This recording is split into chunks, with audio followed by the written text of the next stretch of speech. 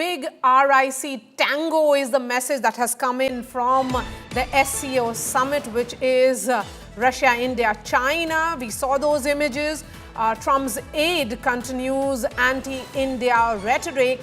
Global South has replied to Navarro's jibe.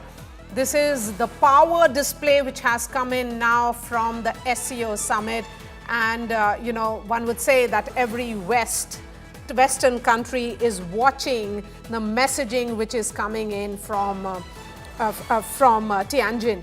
Ambassador Trigunath, a word here from continued jibe and public statements coming in from US administration that the Trump administration is not stopping. They are continuing even as the officials from both the nations continue to engage. I mean, their communication channels is open is the message that had come from the US Treasury Secretary and also from the Commerce Ministry here. I mean, Maria, I'm really sorry being undiplomatic, but I don't even feel like responding to such rubbish that is coming out of Peter Navarro's mouth. I mean, they seem to be so rattled that they have lost complete sense of reason and understanding. Now, today he said the Brahmins are benefiting from it. I mean, this is a ridiculous kind of a statement that he's making. Then he's, I mean, I don't know. Of course, he has been unleashed on that, this particular thing. They're pretty rattled, no doubt, because India has maintained the strategic patience and strategic salience in dealing silence and salience in dealing with the United States or President Trump's overtures. So we are doing what is good for us. We are continuing to develop our other partnership, finding more ways to do things.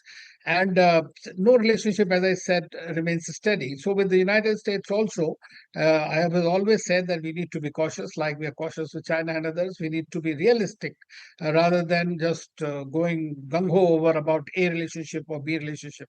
So we will continue. So I think that eventually the Americans will realize whether it is through their own people or through their own policy failures, that what policies they have adopted are not going to give them the kind of benefits that they are looking for.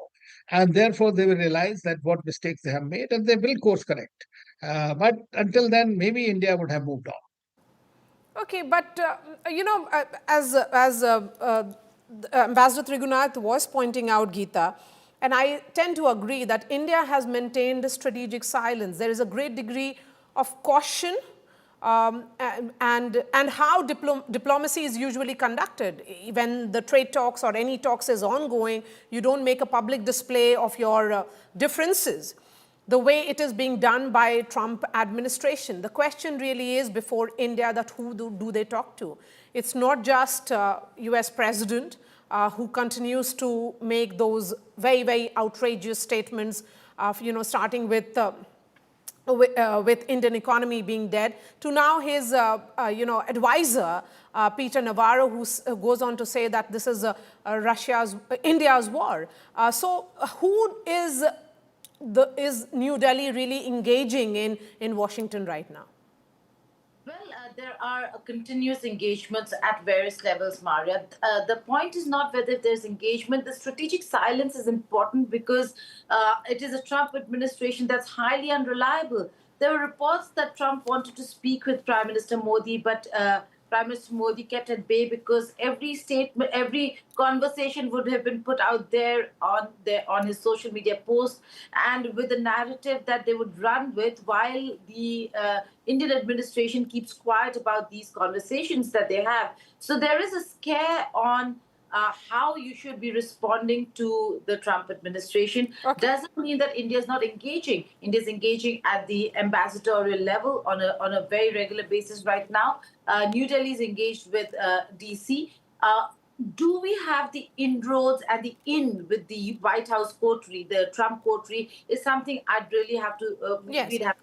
And that's the reason why those two lobbyists come into picture here that we have been discussing, Geeta. Veena Sikri joins us on this broadcast. We also have Dr. Tara Karta, former Director, National Security Council Secretariat. Welcome, the two ladies on this panel. We also have Gaurav Sawant joining us from Tianjin. A word from you, Gaurav. What is the mood like, particularly among the journalists coming from United States? as they watch this pull aside between Prime Minister Modi, Xi Jinping, and Vladimir Putin? So this picture, Maria, will be analyzed very extensively across the world. The picture of the Indian Prime Minister, the Russian President and the Chinese President together. And more than that, if I may, the warm hug between the Indian Prime Minister and the Russian President, and they're walking hand in hand, the two of them walking hand in hand, and the warm smiles on their faces. So those pictures clearly will not be music in the to the ears of the United States of America, because all their attempts to wean India away from Russia, their threats, the additional tariffs that they've imposed on India, the kind of rather obnoxious language that we hear from those very close to the White House, first calling it Modi's war and then saying it's the Brahmins who are benefiting. Yes. Really, is that how little they understand India? But all of that, all of this, when they watch these images, they will know all their attempts have failed. One major topic of conversation from the Chinese journalists and a lot of foreign journalists that we've interacted with here has been, did Modi actually not take 4 calls from President Donald Trump? Did Trump call Modi 4 times and he didn't respond? And why? So that's very interesting conversation, because almost across the world, nobody can believe that President Trump would call up somebody not once, not twice, not thrice, but 4 times, and there'd be no response.